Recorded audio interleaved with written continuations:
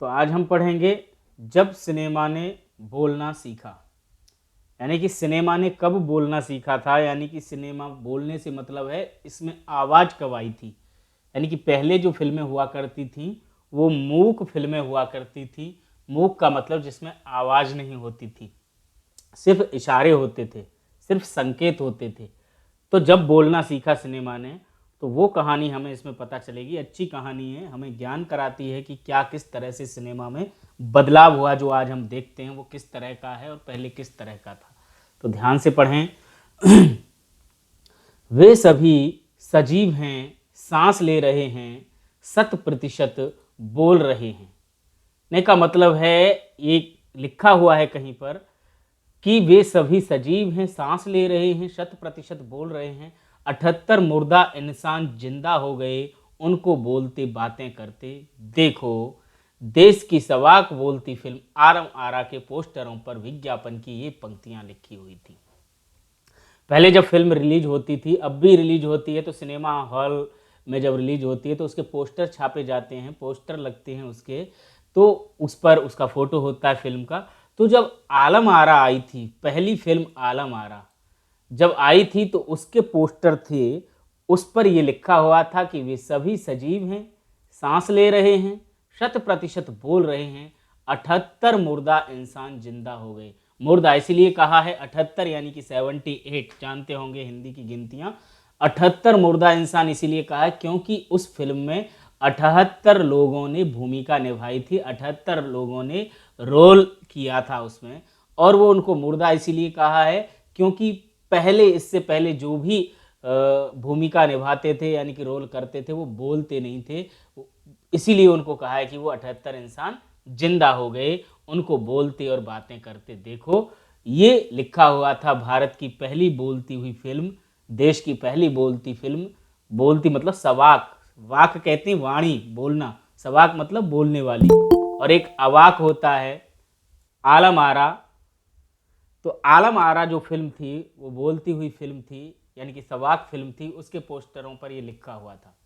14 मार्च 1931 की वो ऐतिहासिक तारीख भारतीय सिनेमा में बड़े बदलाव का दिन था। यानी कि दिन था 14 मार्च सन 1931 को वो फिल्म रिलीज हुई थी, आई थी पहली बोलती फिल्म, जिसका नाम था आलम आरा। इसी दिन पहली बार भारत के सिनेमा ने बोलना सीखा था। हालांकि वह दौर ऐसा था जब मूक सिनेमा लोकप्रियता की शिखर पर था। यानी कि ऐसा दौर था जब मूक सिनेमा भी लोकप्रियता के शिखर पर था।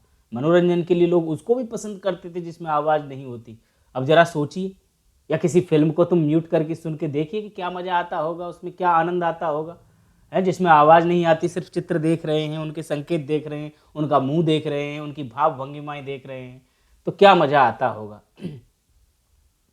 पहली बोलती फिल्म जिस साल प्रदर्शित हुई, उसी साल कई मूक फिल्में भी विभिन्न भाषाओं में बनी। यानी कि जब ये बोलती फिल्म बनी थी जिस साल, उस साल और भी कई फिल्में बनी थी, मूक फिल्में, विभिन्न भाषाओं में, अनेक भाषाओं में बनती हैं। देखते होंगे तेलुगु की भी आती हैं, तमिल की आती हैं, पंजाबी में, बांग्ला में, कई भाषाओं में फिल्में बनती हैं।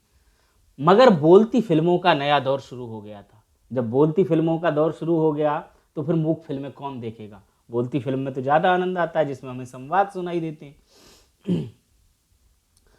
तो पहली बोलती फिल्म आलम आरा बनाने वाले फिल्मकार थे अर्देशिर एम ईरानी।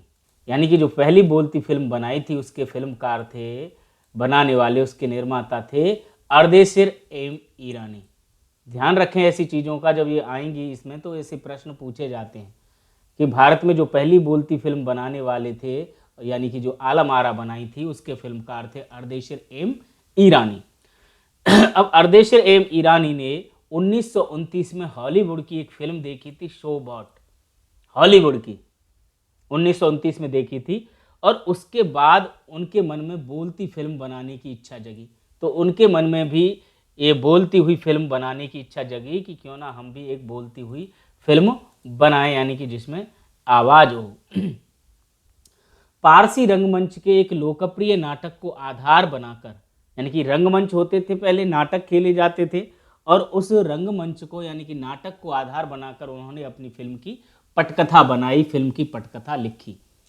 इस नाटक के कई गाने ज्यों के त्यों फिल्म में ले लिए गए, और इस नाटक के जो गाने थे ज्यों की त्यों भी फिल्म में ले लिए गए कई। एक इंटरव्यू में अर्देशीर ने उस वक्त कहा था कि हमारे पास कोई संवाद लेखक नहीं था, गीतकार नहीं था, संगीतकार नहीं था, इन सब की शुरुआत होनी थी। यानी कि उन्होंने एक इंटरव्यू में कहा, उससे पहले की बात बता रहे हैं, आलम आरा से पहले की बात, क्योंकि गीतकार नहीं था, क्योंकि गीत को कोई सुनता नहीं तो गीतकार की जरूरत ही नहीं पड़ती। संगीत कोई सुनता नहीं था क्योंकि आवाज़ ही नहीं थी फिल्मों में, तो संगीतकार की भी जरूरत नहीं। ठीक है ना। तो इन सब की शुरुआत होनी थी। अर्देशीर ने फिल्म के गानों के लिए स्वयं की धुनें चुनी। स्वयं की धुनें चुनी का मतलब अपनी खुद की धुन जो होती हैं वो उन्होंने चुनी हुई थी। फिल्म के संगीत में महज 3 वाद्य तबला, हारमोनियम और वायलिन का इस्तेमाल किया गया। सिर्फ 3 वाद्य यंत्र थे उसमें, एक था तबला, एक था हारमोनियम और एक था वायलिन। आलम आरा में संगीतकार या गीतकार में स्वतंत्र रूप से किसी का नाम नहीं डाला गया। जैसे होता है ना, कोई भी फिल्म देखोगे तो उसमें गीतकार का नाम आएगा, संगीत किसने दिया है उसका नाम आएगा, तो किसी का भी नाम स्वतंत्र रूप से नहीं डाला गया था कि इसमें इसका गीत है या इसका संगीत है। इस फिल्म के पहले पार्श्व गायक बने थे WM खान। पार्श्व गायक को उस दिन कोई बच्चा पूछ रहा था, तो पार्श्व गायक मैंने बताया था कि जिसकी आवाज़ होती है गाने में उसको पार्श्व गायक बोला जाता है। यानी कि पास में जो गाता है उसको पार्श्व गायक बोलते हैं, जो पीछे जो गाता है, पीछे से जिसकी आवाज़ आती है। मैं मुंह चला रहा हूँ पर आवाज़ किसी और की है, आवाज़ सुनिधि चौहान की है, आवाज़ सोनू निगम की है, आवाज़ किसी की भी हो सकती है। तुम आजकल जानते हो तो नेहा कक्कड़ को जानते होंगे, उसकी आवाज़ अगर किसी उसमें फिल्म में ली गई है, उसने गाया है, तो वो पार्श्व गायक हैं। कई नायक अपने आप खुद भी गाने लगे हैं आजकल, यानी कि जो फिल्म के नायक जो होते हैं, अभिनेता होते हैं, वो ही गा लेते हैं अगर वो अच्छा गा सकते हैं तो वो पार्श्व गायक कहते हैं। तो पार्श्व गायक कौन थे? WM खान थे पहले पार्श्व गायक, और पहला गाना था दे दे खुदा के नाम पर प्यारे अगर देने की ताकत है। ये पहला गाना था जिसकी आवाज़ सुनी थी लोगों ने कि दे दे खुदा के नाम पर प्यारे अगर देने की ताकत है। होगा किसी भी तरह से, देखना सुन करके कैसा गाना था, मैंने तो नहीं सुना। आलम आरा का संगीत उस समय डिस्क फॉर्म में रिकॉर्ड नहीं किया जा सकता था। डिस्क जो हम देखते हैं, जो डिस्क ड्राइव होती है, ठीक है ना, उसमें रिकॉर्ड नहीं किया जा सकता था उसे। फिल्म की शूटिंग शुरू हुई तो साउंड के कारण ही इसकी शूटिंग रात में करनी पड़ती थी। साउंड के कारण ही शूटिंग कैसे करनी पड़ती थी? रात में, क्योंकि मूक युग की अधिकतर फिल्मों को दिन के प्रकाश में शूट कर लिया जाता था, मगर आलम आरा की शूटिंग रात में होने के कारण इसमें कृत्रिम व्यवस्था करनी पड़ती थी। यानी कि साउंड आती थी तो दिन में आवाज़ें आने लगी, तो इसलिए उन्होंने सोचा रात को शांति हो जाती है तो रात में शूटिंग करें। अब रात में शूटिंग होने के लिए प्रकाश की व्यवस्था होनी भी जरूरी थी, कृत्रिम प्रकाश, आर्टिफिशियल, ठीक है ना। एक तो दिन की रोशनी होती है जो सूर्य से हमें मिलती है, तो यहीं से प्रकाश प्रणाली बनी जो आगे फिल्म निर्माण का जरूरी हिस्सा बनी। तो यही प्रकाश प्रणाली बनी जो आगे फिल्म निर्माण का जरूरी हिस्सा बनती रही। आलम आरा ने भविष्य में के कई स्टार और तकनीशियन तो दिए ही, साथ ही अर्देशीर की कंपनी तक ने भारतीय सिनेमा के लिए 150 से अधिक मूक और लगभग 100 सवाक फिल्में बनाई। आलम आरा ने भविष्य के कई स्टार दिए, यानी कि पहले तो स्टार कैसे होते थे? वैसे ही होते थे जिनको संवाद बोलने नहीं थे, थोड़ी शरीर उनका तगड़ा हो गया, थोड़ा दिखा भारी भरकम के पहलवान जैसे, उनको एक्टर बना दिया कि भाई ये हीरो हो गए, इस तरह के ले लिए जाते थे। तो आलम आरा ने भविष्य के कई स्टार दिए, तकनीशियन दिए, टेक्नीशियन जो होते हैं उनको दिया कि किस तरह की टेक्नोलॉजी यूज हो सकती है, और उन्हें 150 से अधिक मूक और लगभग 100 सवाक फिल्में बनाई, लगभग 250 फिल्में बनाई अर्देशीर ने, जिनमें 150 से अधिक तो मूक थी और लगभग 100 सवाक फिल्में थीं, यानी कि बोलती हुई फिल्में थीं। Alam Ara film Arabian night जैसी फैंटेसी थी, यानी कि जिस तरह से जो अरेबियन नाइट फिल्म थी हॉलीवुड की रही होगी, उसकी फैंटेसी थी, यानी कि बिल्कुल ऐसी थी, उसमें ऐसी कहानी थी, इस तरह की उसमें फैंटेसी दिखाई गई थी। फिल्म ने हिंदू उर्दू के मेल वाली हिंदुस्तानी भाषा को लोकप्रिय बनाया, पर जो आलम आरा की भाषा थी वो थी हिंदुस्तानी, और हिंदुस्तानी कहते हैं जिसमें हिंदी और उर्दू का मिश्रण होता है, यानी कि हिंदू और उर्दू से जो मिलकर के बनती है उसको हिंदुस्तानी कहते हैं। तो ये सबकी समझ में आती थी और उस समय बोलचाल की भी भाषा थी। इसमें गीत, संगीत तथा नृत्य के अनोखे संयोजन थे। फिल्म की नायिका जुबैदा थी। जो फिल्म की नायिका थी वो थी जुबैदा। नायक थे विट्ठल। जुबैदा नायिका थी और नायक थे विट्ठल। वे उस दौर के सर्वाधिक पारिश्रमिक पाने वाले स्टार थे। उस समय के सर्वाधिक पारिश्रमिक, पारिश्रमिक का मतलब होता है मेहनताना। ये दो शब्दों से मिलकर के बना है, परिश्रम और उसमें एक प्रत्यय लगा है। एक प्रत्यय जब लगता है तो पारिश्रमिक बन जाता है और उसका अर्थ होता है मेहनताना, यानी कि मजदूरी। अपना जो काम करने के बदले, परिश्रम करने के बदले जो हमें मिलता है उसको कहते हैं पारिश्रमिक। तो जो स्टार जो आजकल हम देखते हैं कि कोई करोड़ों करोड़ों रुपए लेते हैं वो, तो उस समय जो सबसे ज़्यादा पारिश्रमिक लेते थे, फिल्म के लिए रुपए लेते थे, वो थे विट्ठल। उनके चयन को लेकर भी एक किस्सा काफ़ी चर्चित है। विट्ठल को उर्दू बोलने में मुश्किलें आती थीं। करें, विट्ठल जो थे तो वो उर्दू नहीं बोल पाते थे, उनको मुश्किल होती थी बोलने में। पहले उनका बतौर नायक चयन किया गया, मगर इसी कमी के कारण उन्हें हटाकर उनकी जगह महबूब को नायक बना दिया गया। उनकी जगह महबूब को नायक बना दिया क्योंकि उन्हें उर्दू बोलने में मुश्किल आती थी। तो विट्ठल नाराज हो गए और अपना हक पाने के लिए उन्होंने मुकदमा कर दिया, यानी कि कोर्ट में चले गए कि मुझे मिली थी इसके वो तो फिल्म, पर ये महबूब को कैसे दे दी। उस दौर में उनका मुकदमा मोहम्मद अली जिन्ना ने लड़ा। उस समय के बहुत प्रसिद्ध वकील थे मोहम्मद अली जिन्ना, जिन्होंने पाकिस्तान विभाजन कराया और पाकिस्तान के जो बने थे, और मोहम्मद अली जिन्ना ने लड़ा था। तब वे मशहूर वकील हुआ करते थे। विट्ठल मुकदमा जीते, विट्ठल जीत गए मुकदमा और भारत की पहली बोलती फिल्म के नायक बने। उनकी कामयाबी आगे भी जारी रही। मराठी और हिंदी फिल्मों में भी लंबे समय तक नायक और स्टंटमैन के रूप में सक्रिय रहे। स्टंटमैन के रूप में भी, जो स्टंट करते हैं, जैसे अक्षय कुमार स्टंट करते हैं, वैसे ही स्टंटमैन के रूप में वो जाने जाते थे। तो वो जो भी उसमें स्टंट होते हैं फिल्म में कि किस तरह से करना है, अब उस पर चढ़ना है, अब हेलीकॉप्टर की छत पर ये करना है, वहाँ पर खड़े रहना है, तो ये स्टंट होते हैं। यानी कि ऐसे स्टंट होते हैं कि जो आसान नहीं होते करने में। कोई बाइक स्टंट करता है, कोई किसी तरह के। तो इस तरह से जो विट्ठल थे, विट्ठल वो स्टंटमैन के रूप में सक्रिय रहे, उनको जानते थे। इसके अलावा आलम आरा में सोहराब मोदी, पृथ्वीराज कपूर, याकूब और जगदीश सेठी जैसे अभिनेता भी मौजूद रहे। इनके अलावा उसमें सोहराब मोदी, पृथ्वीराज कपूर, याकूब और जगदीश सेठी भी थे, और जो फिल्म उद्योग के प्रमुख स्तंभ बने, यानी कि इनको फिल्म उद्योग में सब लोग जानते थे। यह फिल्म 14 मार्च 1931 को मुंबई के मैजेस्टिक सिनेमा में प्रदर्शित हुई। सन का उल्लेख पहले भी कर दिया है, पहले भी आया है पाठ की शुरुआत में, कि यह फिल्म जो आलम आरा थी वो 14 मार्च 1931 को रिलीज हुई थी। कहाँ हुई थी? मुंबई के मैजेस्टिक सिनेमा हॉल में। मैजेस्टिक सिनेमा हॉल है। फिल्म 8 सप्ताह तक हाउसफुल चली।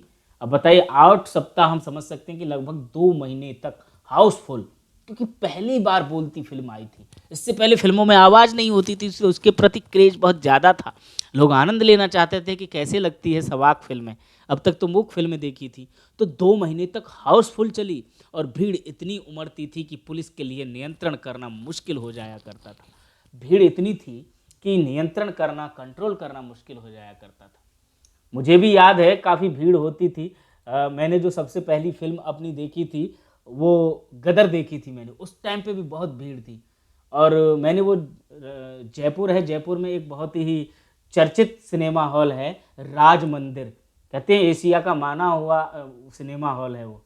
तो जयपुर जब मैं गया था पहली बार तो वहाँ पे देखी तो बड़ी भीड़ लगी हुई थी गदर फिल्म के लिए। बड़ी दूर तक लंबी लाइन लगी थी। उसमें लाइन लग करके तब मैंने देखा था, जब 12वीं पास कर ली थी मैंने, शायद तब की बात है। तो ये देखो, ये उससे भी पहले तो भीड़ पर नियंत्रण करना बड़ा मुश्किल हो जाया करता था। बड़ी लंबी लाइन लगती थी, हाउसफुल होते थे। और ये तो हम कल्पना कर सकते हैं कि जो पहली बार ऐसी आई है जो फिल्म जिसमें आवाज़ है, तो ये हुआ था। इस तरह से भीड़ उमड़ रही थी और 8 सप्ताह तक हाउसफुल रही। समीक्षकों ने इसे भड़कीली फैंटेसी फिल्म करार दिया। जो समीक्षक होते हैं, जो क्रिटिसाइज करते हैं, फिल्मों के भी होते हैं और भी कविता के और उपन्यासों के, उनके भी होते हैं जो समीक्षक होते हैं, यानी कि समीक्षा करते हैं क्या उसमें बुराई रही, क्या अच्छाई थी, क्या अच्छा था। तो उन्होंने कहा कि ये सिर्फ कुछ नहीं है, भड़कीली फैंटेसी है, सिर्फ भड़काती है। और फैंटेसी होती है कि ऐसे ही जो कल्पना पर आधारित जो कथाएं होती हैं कुछ जिनमें सत्यता नहीं होती, वो फैंटेसी, कुछ इस तरह की वो शब्द होता है। तो कह रहे ये सिर्फ भड़कीली फैंटेसी है और कुछ नहीं। मगर दर्शकों के लिए यह फिल्म एक अनोखा अनुभव थी। यह फिल्म 10,000 फुट लंबी थी। उस दिन भी बताया था 10,000 फुट लंबी, मतलब उसकी जो रील थी वो 10,000 फुट लंबी थी। और इसे 4 महीनों की कड़ी मेहनत से तैयार किया गया था। 4 महीने लगे थे इसको बनाने में, इस फिल्म को निर्माण में। सवाक फिल्मों के लिए पौराणिक कथाओं, पारसी रंगमंच के नाटकों, अरबी प्रेम कथाओं को विषय के रूप में चुना गया। इनके अलावा कई सामाजिक विषयों वाली भी फिल्में बनी। तो जो सवाक फिल्में बनी, बोलने वाली फिल्में बनी, उसके लिए जो आधार बना था वो था पौराणिक कथाएं, पारसी रंगमंच के नाटक और अरबी प्रेम कथाएं। यानी कि इन्हीं के आधार पर बहुत सारी फिल्में हैं ऐसी जो हमारे हिंदी कहानियों पर बनी हैं, हिंदी उपन्यासों पर बनी हैं, बहुत सारी फिल्में हैं। तो वही आधार उसमें बनी थी कि कुछ तो पौराणिक कथाओं को आधार बना दिया गया था, कुछ पारसी रंगमंचों को आधार बनाया था और कुछ अरबी प्रेम कथाओं को। इनके अलावा कई सामाजिक विषयों वाली भी फिल्में बनी थीं। ऐसी ही एक फिल्म थी खुदा की शान। इसमें एक किरदार महात्मा गांधी जैसा था, महात्मा गांधी जैसा किरदार था खुदा की शान में। इसके कारण सवाक सिनेमा को ब्रिटिश प्रशासकों की तीखी नज़र का सामना करना पड़ा, क्योंकि उस समय जब थी तो देश क्या था, हमारा परतंत्र था, गुलाम था अंग्रेजों का। तो उनकी भी तीखी नज़र पड़ी थी कि भारत में इतनी ये टेक्नोलॉजी लेकर के आ रहे हैं, इस तरह से हो रहा है हमारे होते हुए। तो उनकी तीखी नज़र का भी सामना करना पड़ा, उनके भी क्रोध का सामना करना पड़ा। तो सवाक सिनेमा के नए दौर की शुरुआत कराने वाले निर्माता निर्देशक अर्देशिर इतने विनम्र थे कि जब 1956 में आलम आरा के प्रदर्शन के 25 वर्ष होने पर उन्हें सम्मानित किया गया। 25 साल जब पूरे हो गए 1956 में, तो उन्हें सम्मान दिया और उन्हें भारतीय सवाक फिल्मों का पिता कहा गया कि सवाक फिल्मों के पिता हैं, जनक हैं, क्योंकि उन्होंने ही वो शुरुआत की थी बोलती फिल्मों की। तब उन्होंने कहा कि मुझे इतना बड़ा खिताब देने की ज़रूरत नहीं है, मैंने तो देश के लिए अपने हिस्से का जरूरी योगदान दिया है। उन्होंने कहा मैंने तो देश के हिस्से के लिए अपना जरूरी योगदान दिया है, यानी कि जो देश के लिए मेरी तरफ से योगदान होना चाहिए था वो योगदान मैंने दिया है। तो इसलिए मुझे ज़्यादा इतना बड़ा सम्मान देने की ज़रूरत नहीं है, ये तो मेरा काम था, मुझे करना चाहिए। हर कोई व्यक्ति अपने हिस्से का योगदान देता है देश की समृद्धि में, देश के विकास में, चाहे वो किसी भी पद पर हो। एक शिक्षक है वो शिक्षा के माध्यम से देता है, एक डॉक्टर है, चिकित्सक है, वो चिकित्सा के माध्यम से देता है, सैनिक है वो अपनी रक्षा के माध्यम से देता है। तो जो भी है वो अपना योगदान देता है कोई ना कोई। तो वो वही कह रहे हैं कि मैंने अपने हिस्से का जो योगदान था देश के लिए वो मैंने दिया। जब पहली बार सिनेमा ने बोलना सीख लिया, सिनेमा में काम करने के लिए पढ़े लिखे अभिनेता अभिनेत्रियों की जरूरत भी शुरू हो गई, क्योंकि अब संवाद भी बोलने थे, सिर्फ अभिनय से काम नहीं चलने वाला था। पहले तो सिर्फ जिसको अभिनय आता था, एक्टिंग आती थी, उसको ही ले लेते थे फिल्मों में। पर अब क्या था, अब पढ़े लिखे अभिनेता अभिनेत्रियों की जरूरत पड़ने लगी। क्यों? क्योंकि संवाद भी बोलने थे, डायलॉग भी बोलने थे। अब वो अनपढ़ तो याद कर नहीं सकता। मूक फिल्मों के दौर में तो पहलवान जैसे शरीर वाले, स्टंट करने वाले और उछल कूद करने वाले अभिनेताओं से काम चल जाता था, क्योंकि मूक फिल्में जब होती थी तो मोटे ताजे को ले लिया। देखा भी होगा तुमने, पहली अगर फिल्में देखो कभी पुराने, तो ऐसे भारी भरकम से शरीर वाले को अभिनेता बना दिया, ऐसे कोई एक को विलन बना दिया। क्योंकि और मूक फिल्में तो खैर तुमने देखी भी नहीं होंगी, ये तो मूक फिल्मों के बाद की बात बता रहा हूँ। तो पहले ऐसे उसे काम चल जाता था। अब उन्हें संवाद बोलना था और गायन की प्रतिभा की भी कद्र होने लगी थी। संगीत भी था, गीत भी था, तो गायन की प्रतिभा को भी समझने लगे थे लोग। अब गाना तो ऐसे याद होगा नहीं, इसीलिए आलम आरा के बाद आरंभिक सवाक दौर की फिल्मों में कई गायक अभिनेता बड़े पर्दे पर नजर आने लगे। तो जो गायक थे वो अभिनेता भी बन गए। जैसे किशोर कुमार हैं, उनका मुझे याद है, किशोर कुमार गायक थे, वो अभिनेता भी बने। क्यों? क्योंकि वो गाते थे, अभिनेता की जरूरत पड़ी तो एक्टिंग भी की उन्होंने। तो ऐसे और भी कई गायक थे जो अभिनेता बने थे, गायक अभिनेता जो बड़े पर्दे पर नजर आने लगे, क्योंकि अलग अलग उनको ढूंढना नहीं पड़ता था कि गायक अलग चाहिए और अभिनेता अलग चाहिए। हिंदी उर्दू भाषाओं का महत्व बढ़ा। हिंदुस्तानी का हिंदी उर्दू भाषा बोली जाती थी उस समय। सिनेमा में देह और तकनीक की भाषा की जगह जन प्रचलित बोलचाल की भाषाओं का दाखिला हुआ। तो देह की सिनेमा में देह और तकनीक की भाषा की जगह अब देह की यानी कि भाव भंगिमाएं जो दिखती थी, हाथ पैर चलने से जो हम समझते हैं संकेत की भाषा, अब उसकी जगह पे जन प्रचलित बोल चाल की भाषाओं का दाखिला हुआ।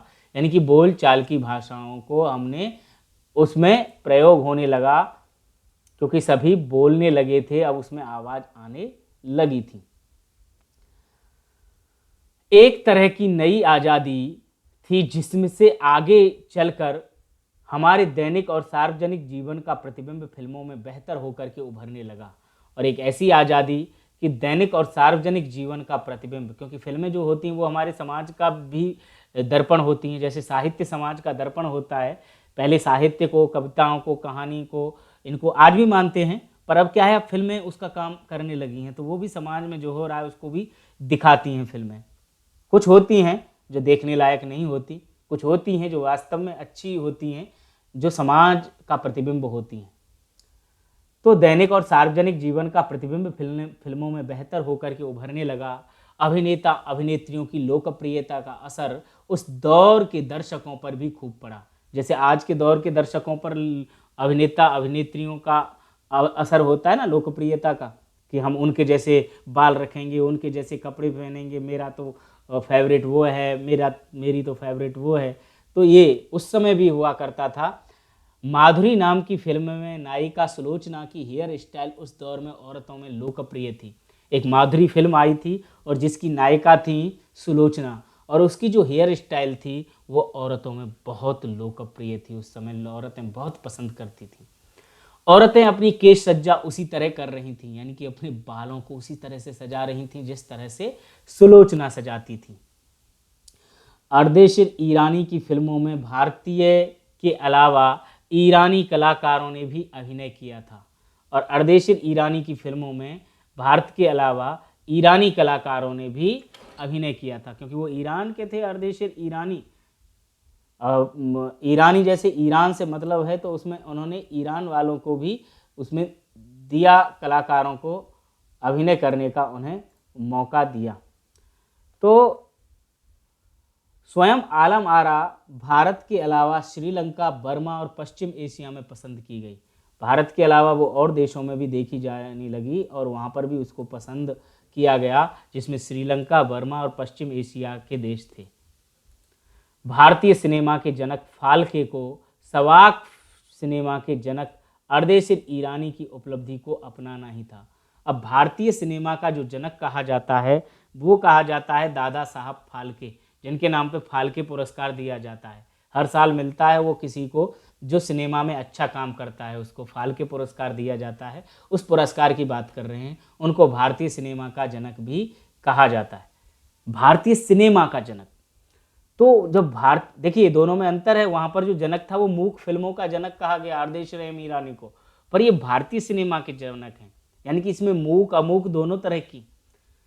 तो जब मूक फिल्में ख़त्म हो गईं और सिनेमा ने बोलना सीख लिया, तो जो भारतीय सिनेमा के जनक थे फाल्के, तो उन्होंने सवाक सिनेमा के जनक अर्देशिर ईरानी की उपलब्धि को अपनाना ही पड़ा, यानी कि वो भी फिर मूक फिल्मों को छोड़कर सवाक फिल्में बनाने लगे, क्योंकि वहाँ से सिनेमा का एक नया युग शुरू हो गया था। वहाँ से जो सिनेमा का नया युग है वो शुरू हो गया था, यानी कि अलग अलग तकनीकें आ गई थीं, अलग अलग तरह से जो अभिनेता अभिनेत्रियां थीं उनकी आवश्यकता महसूस होने लगी, क्योंकि अब उनको संवाद भी बोलने थे, गायन की प्रतिभा की कद्र की जाने लगी।